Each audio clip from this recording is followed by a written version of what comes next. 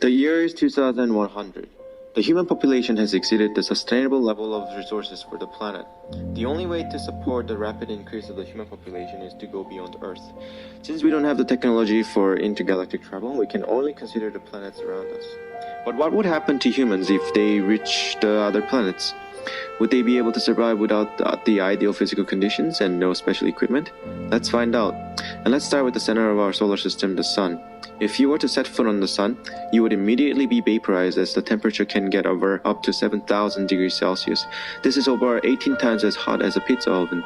The vaporization will occur due to the excess amount of heat energy applied at the moment you are exposed to the sun's conditions. We can use the heat energy formula to find out how much energy you would be gaining instantly.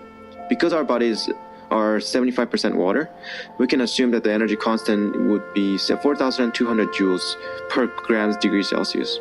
With the body temperatures rising from 37 to over 7,000, you would get approximately 2 quadrillion joules of energy in a matter of a second. The next stop will be Mercury, the closest planet to the Sun. Mercury at all times has a hot and cold side of the planet. The hot side is about 420 degrees Celsius and the cold is about negative 173 degrees Celsius. Therefore, if a person stood directly on either side, they would either be burned to death or freeze to death. This being said, assuming you could perfectly straddle the line between hot and cold and rotate so that neither side was burnt or frozen, you would be able to survive as long as a person can go without an oxygen. Due to the lack of thick atmosphere, the extreme low pressure would also pose an issue because the boiling point of water would drop from 100 degrees Celsius, that is on Earth, to less than 37 degrees Celsius, which is the internal temperature of humans.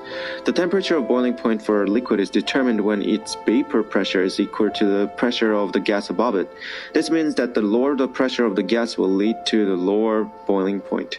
Our blood is made up of about 92% water. This means that the low pressure would cause your blood to boil, and as your arteries would not be able to handle the rapid expansion, they would explode.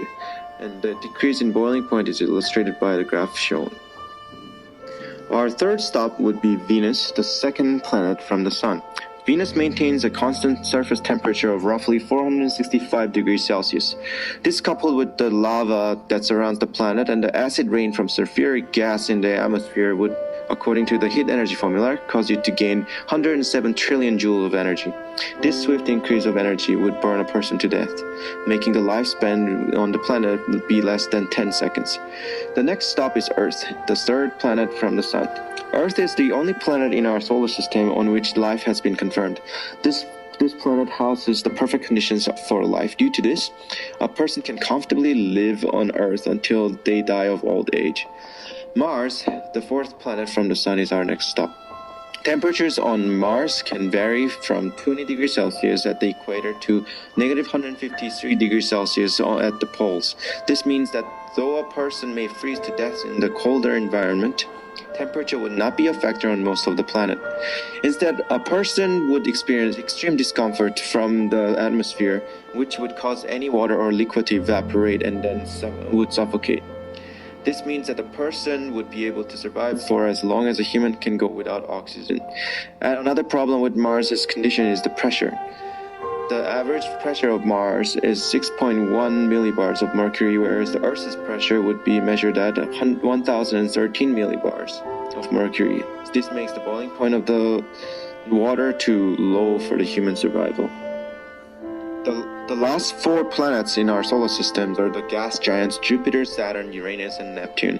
Since they are enormous in their masses, we can use Newton's law of universal gravitation to find out that human body will be crushed by the gravities which our body cannot endure. Mass of the planet times the body mass divided by the distance between the objects shows that there will be too much gravitational force applied to our body.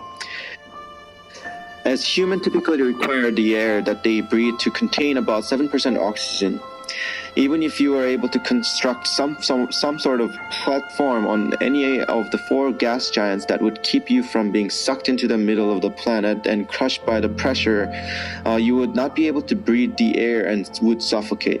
All four gas giants have over 90% hydrogen gas and 10% combination of helium, ammonia, methane, and sulfuric gases in their atmosphere. This results in the lifespan of less than 10 seconds on each of them. So in conclusion, there is no other planet in our solar system that is suitable for human life, which means that we need to take care of the planet we already have.